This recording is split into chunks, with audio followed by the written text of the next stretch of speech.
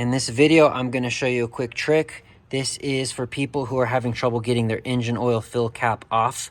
Sometimes these things get extraordinarily tight, especially if you haven't changed the oil on the vehicle in a long time.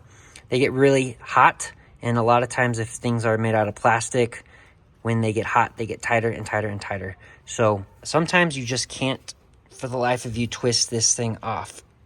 I'm in that situation where I just don't have the leverage to get such a small piece of plastic for you to grab. A lot of times it's just the tip of your finger, and it's just not quite enough to twist. You can see I'm really putting a lot of effort into it.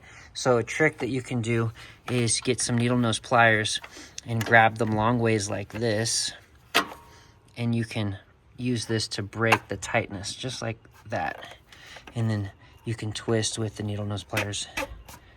There we go. And that just did exactly what I needed. So I hope that was helpful for you and getting you an idea on how to unstick something that's stuck. Thanks for watching.